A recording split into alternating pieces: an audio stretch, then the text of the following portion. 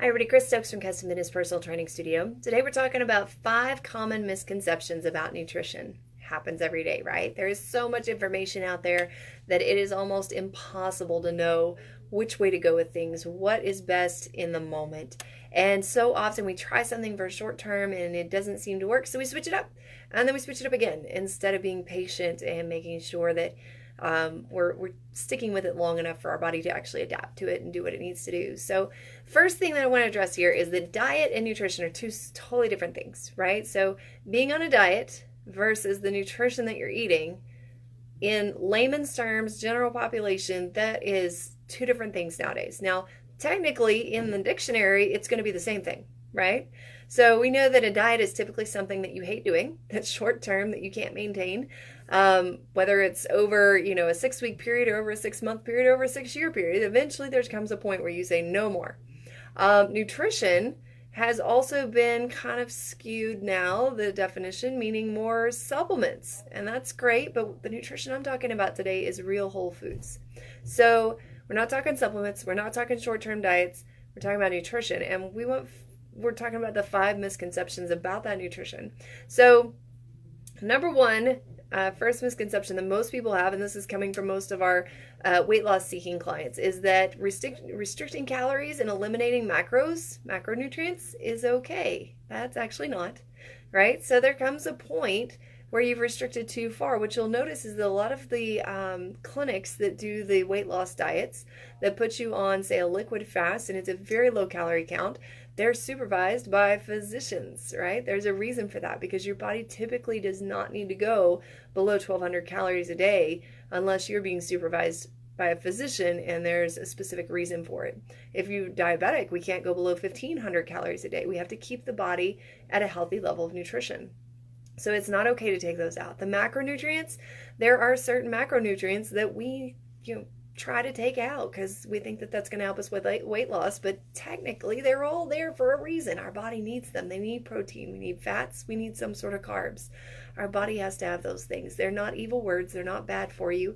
It's just the amounts that we eat and the types that we eat, sometimes those are bad for you, right? So number 2 is that the misconception is that it has to taste bad, has to be bland, can't have any flavor, it's just always got to be the same thing. And that is a total wrong answer. So truly, how many different spices are there? As Americans, we typically stick to salt and pepper, but there are millions of different herbs, spices, blends, things that you can put on and around your food to be able to enhance the flavors and change the flavors. So no, it does not have to be bland in order to have good nutrition in your diet. Now, it may not taste like, icing on a cupcake, but there's reasons for that, right? So then number 3 is I can't have what I want. Well, if it's an all the time thing, then no, you can't. But if it's an every now and then thing, sure you can. You can eat what you want. We follow the 80-20 rule here, where you follow the healthy eating plan 80% of the time, and 20% you get to do what you want to do. The cool thing about that is that I don't have to get on anybody, because as they start to eat better and better foods, eventually their body rejects the other foods, and their body's the one getting onto them, telling them they don't feel very good.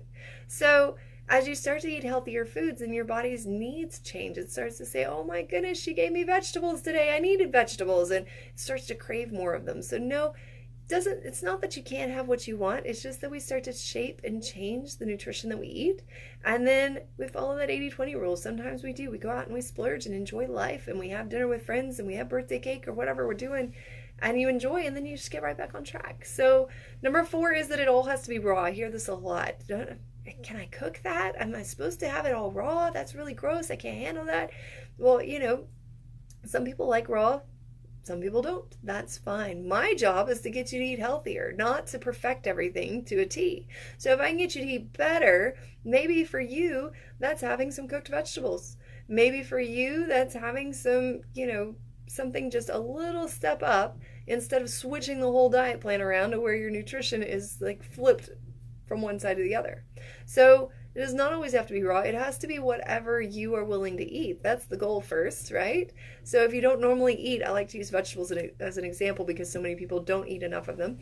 But if you don't typically eat vegetables, then telling you they have to be raw whenever you hate that isn't going to help any. But telling you that you can add them into a casserole dish or into some soup, you might start doing that, right? You might kind of have some places where you think, well, I don't really love this, but I can do this. And that's what we need, is we need that doable place. Number 5 is I don't like shakes. I don't like pills. Well, you know what? This day and age, everything is a shake and a pill, isn't it? We have turned this whole world of nutrition into shakes and pills. And we've taken supplements from their rightful place of filling in gaps in our diet to being our diet, which is a problem because they can't be utilized by the body in the exact same ways that foods can. And foods offer so much more to them and with them than what we can get from these shakes and pills. Now, I'm not saying that you can't ever do them. That's great if that's your thing, not a problem. But you can get a lot of benefit from food too. So my suggestion is that to be better, we would eat real food first, and then if we're missing something, that's where we add in a little bit of a supplement for it, which is originally what those were created for in the first place. So really, it's come out of our need of just constant grab and go. We're always on the move. We're always busy. And I get it. I'm a mama too. I've got a business to run. There's always something going on. Trust me. Rarely have those days where I just get to sit down and be like, man, I have nothing to do right now. Very rare. But, if we need a shake every now and then, that's fine. But if you can eat food, do it. Make sure that you get in the food that God gave us. He gave us a plethora of nutrients through all this nutrition that He left here for us. So we should use it to the best of our abilities. Plus, it's been shown through research recently that the more often that we're consuming a plant-based diet, the more likely our body is to be able to heal itself. It's amazing what's coming out in the research with that. But our bodies are being able to heal themselves because we're giving them the nutrition that they need in order to do that. We have not seen that with the onslaught of supplement companies and the onslaught of calorie restriction or macronutrient restriction or things like that. But what we have seen that with is incorporating more of a plant-based diet. I did not just tell you that you had to be vegan or vegetarian, but just incorporating more of a plant-based diet in what you're doing to kind of change things up a little bit. That's where the popularity of the Meatless Mondays have come in so much. So if you would like some more help with nutrition, I don't know if you know this or not, but as a client of Custom Fitness, you get complimentary nutrition coaching every month. And as a nutrition only client, then we just coach on nutrition. So we have those two options. You can train with us and coach nutrition, or you can do just the nutrition side. But if that's something that you need help on, I'd love to help you out with that some more. Be able to kind of walk you through and customize a plan just for you. Feel free to give us a call, 806-322-3188, and we will talk with you soon.